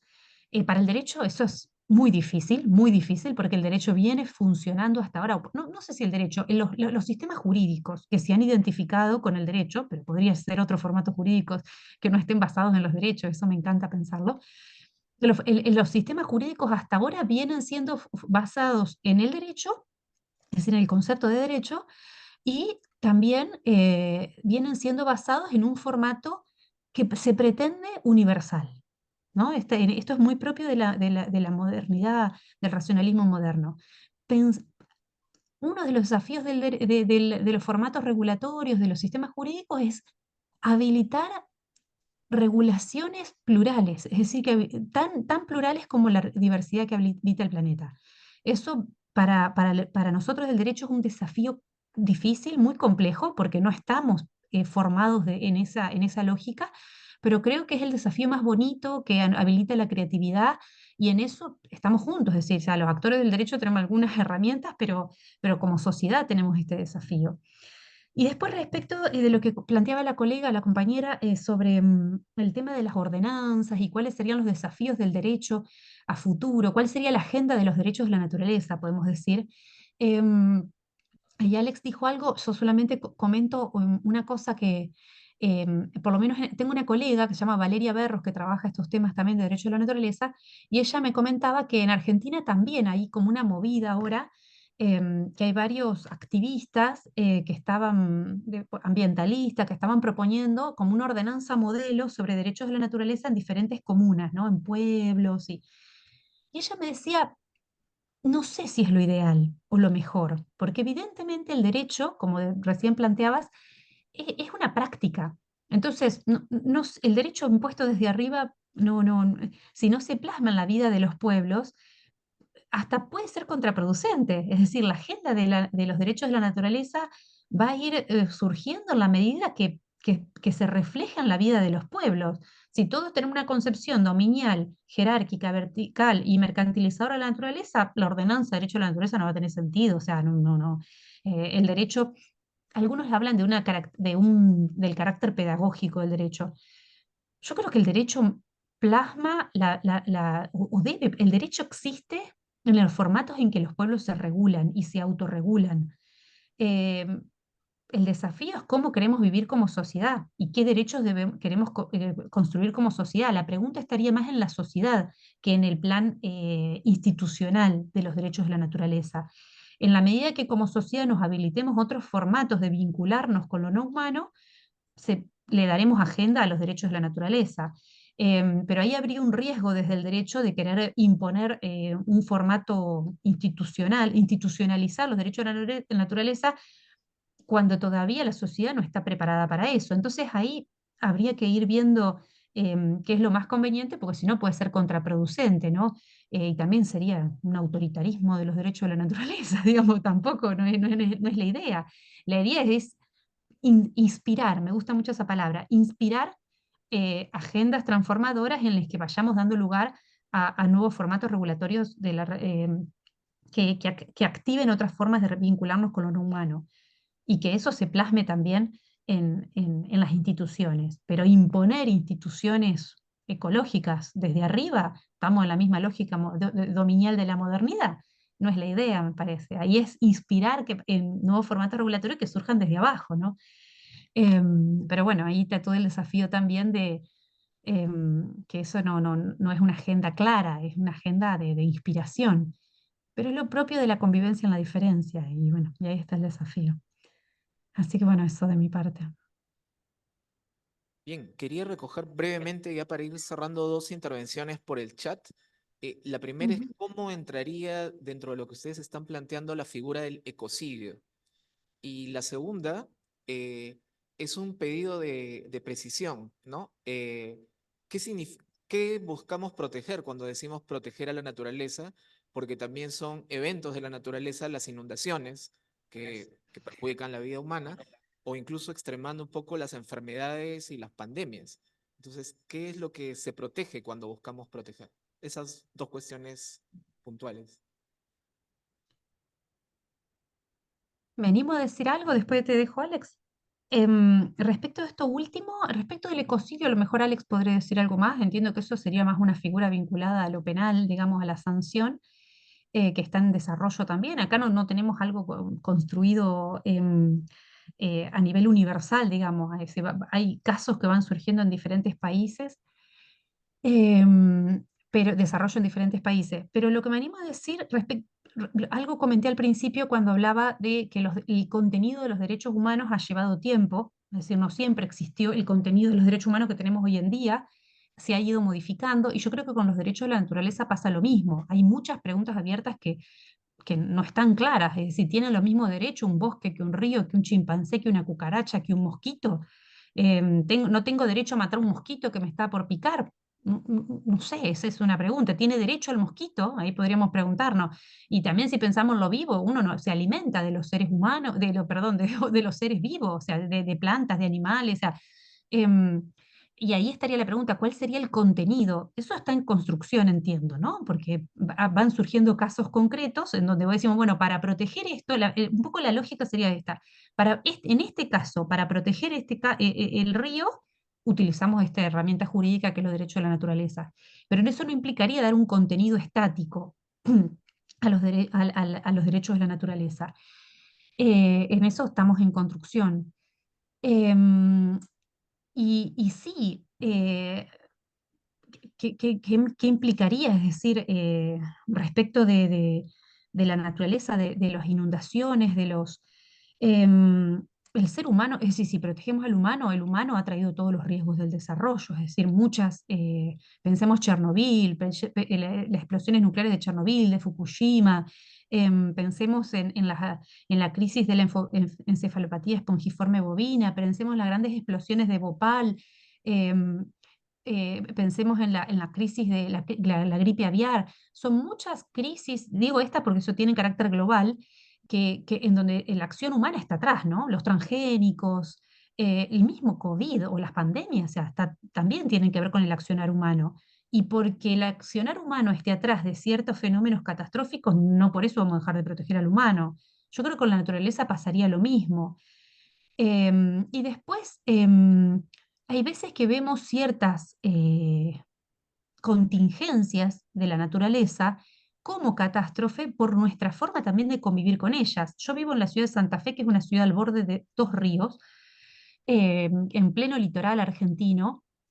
Y aquí estoy aprendiendo, ¿no? A través de estudios urbanísticos, ahora me interesa, estoy trabajando bastante con planificación urbana sustentable, Y una de las cosas que estoy aprendiendo ahora es aprender de pueblos, los pueblos que vivían en estas tierras antes de la colonización, eran nómades, ¿no? Y eran pueblos que sabían convivir con el río, entonces no veían las crecidas del río como una inundación.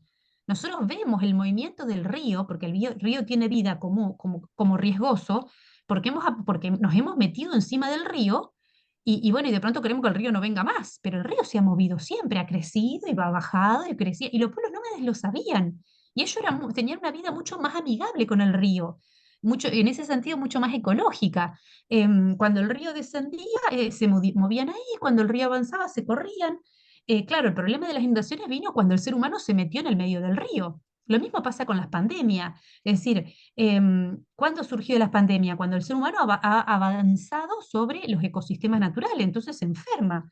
Pero es decir, esta idea de ver la naturaleza como catastrófica también tiene que ver con nuestra concepción de la naturaleza y nuestra forma de vincularnos con ella. Y también hay que entender que el equilibrio ecosistémico es un equilibrio muy sutil, muy débil, que implica relaciones de competencia y colaboración. O sea, es parte de eso. Entonces, así como nosotros nos alimentamos de otras plantas, de otros animales, de otros seres con los que convivimos en la casa común, también tenemos esa misma tensión respecto de otros seres para con nosotros. Y eso lo tenemos que ver como parte del equilibrio ecosistémico. Yo no lo vería como riesgoso respecto del humano, sino como parte de ese equilibrio que es sutil. Es decir, que uno no puede decir esto funciona así, porque a veces funciona diferente. Es decir, cuando uno mueve una cosa en un lado, un elemento en un lado del ecosistema, ya se movió todo el ecosistema. Entonces, digo, no es tan fácil ver las crecidas de los ríos como inundaciones directamente, como un riesgo para el humano. Uno en vez de decir, no, esto es un riesgo, podría decir, ah, bueno, vamos a construir ciudades movibles, por ejemplo, en donde nos podamos adaptar a los ritmos de los ríos. Podríamos pensar a futuro otra forma de vincularnos con los bosques o con ciertos seres, los microbios, por ejemplo. Esta idea de que los microbios nos atacan a los humanos es una idea que surgió con Pasteur, que es verdad, por un lado, que ha curado ciertas enfermedades, pero es cierto también que hoy en día hay muchos estudios de microbiota, que ahora están muy de moda, que están mostrando que los microbios no son malos. O sea, no es que son seres dañinos para el humano, sino que son seres con los que convivimos y nos hacen mucho bien también. Es decir, nosotros no somos uno, sino que somos un ecosistema. Tenemos microbios dentro de nuestro cuerpo que nos contribuyen a la digestión, que contribuyen al equilibrio entre el cerebro, todo el sistema, al equilibrio del sistema neurológico, del vínculo entre el intestino y el cerebro.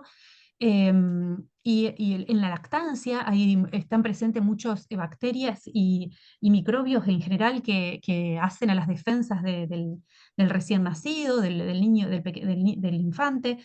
Entonces, esta idea de que los microbios que tenemos que combatir los microbios, también es una idea que hoy en día está puesta en cuestión. Entonces, no vería necesariamente a la naturaleza como negativa, sino que tiene mucho que ver con nuestra posición frente a la naturaleza, si la vemos, si le tenemos miedo o no, si la vemos como negativo o no.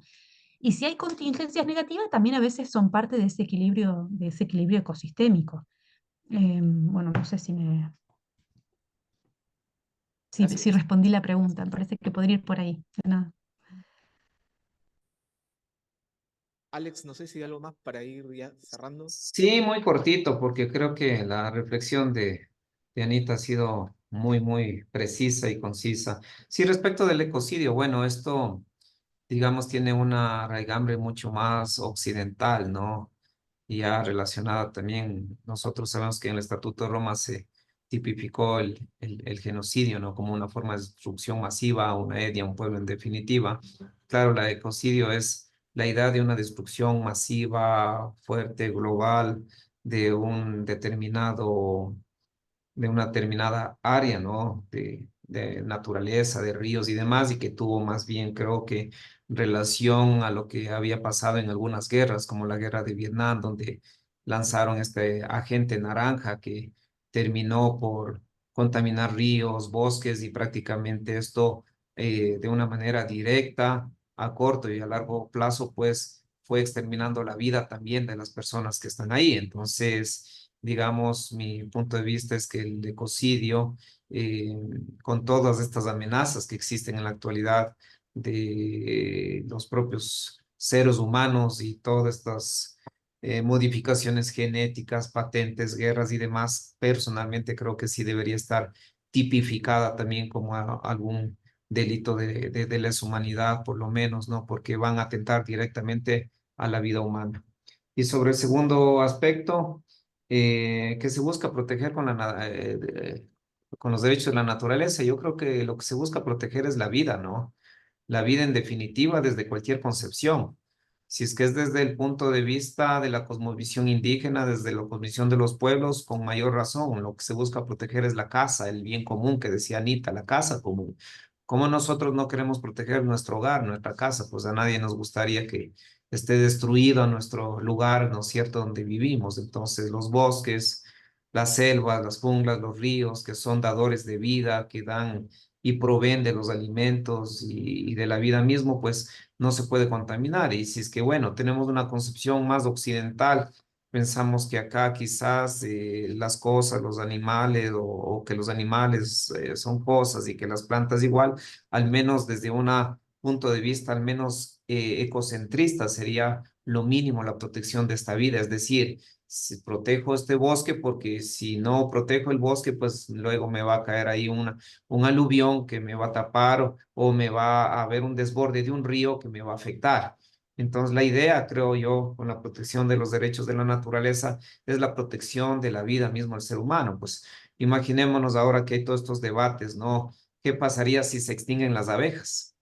¿No? Y el mismo Einstein ya lo dijo hace tiempos. O sea, si se extinguen las abejas, nos dan ahí creo que un par de días nada más, ¿no? Un tiempo y se extingue la vida misma. Entonces, creo que hay que pensar en la vida misma de los seres humanos y en la vida misma del todo, ¿no? Porque somos parte de un entorno que es la naturaleza misma. No estamos por encima, no estamos en otro lugar diferenciado, somos parte de la naturaleza. Eso es lo que hay que entender. Eso nada más y muchísimas gracias. Muy bien, muchísimas gracias. Entonces, ahora sí, para terminarse, gracias y bienvenidos por esta vez y para otra próxima vez con Ana María Bonet y con Alex Valle. Y gracias también a todos ustedes que han asistido aquí a esta aula y quienes están conectados por internet. Luego les vamos a compartir quienes no tengan los documentos los libros que han mencionado para que ustedes puedan disponer de ellos. Y será hasta otra próxima oportunidad. Justamente estamos pensando con la carrera de Derecho tener un evento en agosto donde también contaremos con la presencia de un profesor que se ha mencionado, Andreas Goodman, para seguir profundizando en estos temas. Entonces, nuevamente, muchas gracias. Un abrazo a nuestros amigos, amigas por allá y hasta otra oportunidad. Un abrazo a todas y a todos. Hasta Una luego. linda tarde. Un abrazo, Anita, Víctor. Hasta Un pronto. abrazo, hasta la próxima, un gustazo compartir.